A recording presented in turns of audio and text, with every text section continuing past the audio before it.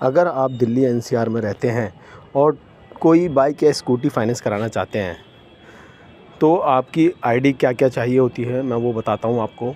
ID में आपका आधार card होना चाहिए, पैन कार्ड होना चाहिए, और अगर आपके पास पैन कार्ड नहीं है तो वोटर आईडी कार्ड होना चाहिए। 2 आईडी ज़रूर चाहिए होती हैं। अगर आपके पास पैन कार्ड नहीं है तो उसमें फाइनेंसर फॉर्म 60 का इस्तेमाल कर लेता है, जिससे आपकी गाड़ी फाइनेंस हो जाती है। और अगर आप रेंट पर रहते हैं तो रेंट एग्रीमेंट होना चाहिए अगर आपकी आईडी दिल्ली से बाहर की है। रेंट एग्रीमेंट में स्टाम्प पेपर की डेट कम से कम 3 महीने पहले की होनी चाहिए, यानी रेंट एग्रीमेंट 3 महीने पुराना होना चाहिए। रेंट एग्रीमेंट से आपका फाइनेंस तो हो जाएगा, लोन हो जाएगा, लेकिन गाड़ी रजिस्ट्रेशन कराने में दिक्कत आएगी। इस कंडीशन में आपका किसी सरकारी बैंक में कोई ऐसा खाता होना चाहिए जिसमें पासबुक में आपका दिल्ली एनसीआर का एड्रेस जहां आप रहते हैं वो मेंशन होना चाहिए। अगर वो मेंशन है तो आपका आरटीओ में गाड़ी का रजिस्ट्रेशन हो जाएगा।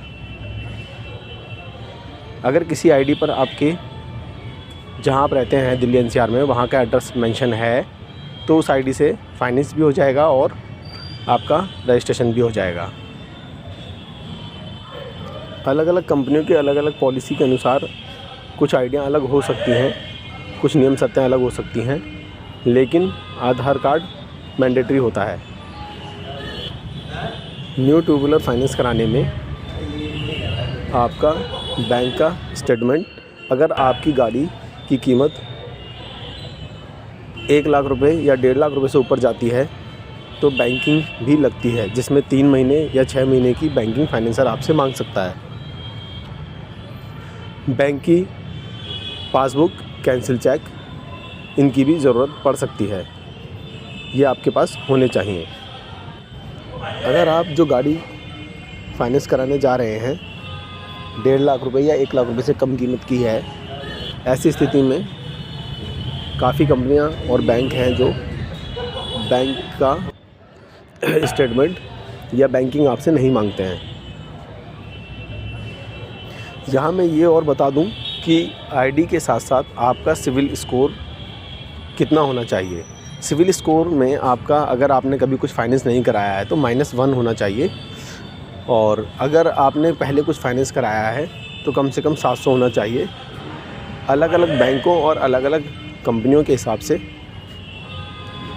सिविल स्कोर की ज़रूरत अलग अलग होती है।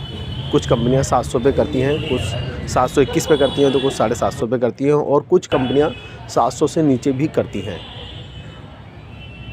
अगर आपका सिविल स्कोर बेहतर होगा तो आपको कम आरओआई और अच्छी स्कीम वाले लोन ऑफ़र मिलेंगे।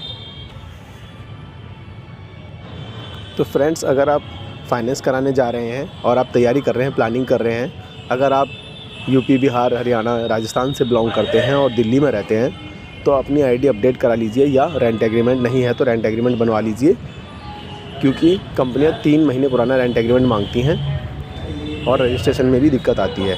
तो इसके लिए पहले से तैयारी करके चलें ताकि आपको दिक्कत ना आए। जब आप शोरूम पर पहुँचें तो गाड़ी लेकर ही आएँ। यहाँ एक बात और ध्यान देने वाली है, अगर आपके आधार कार्ड में कोई फ़ोन नंबर अपडेट नहीं है, अगर आधार कार्ड का OTP नहीं आ पाता है, तो ऐसी स्थिति में डीलर आपका रजिस्ट्रेशन कराने के लिए मैनुअल फ़ाइल भेजेगा, जिसमें 500 रुपये तक का चार्ज लेता है डीलर।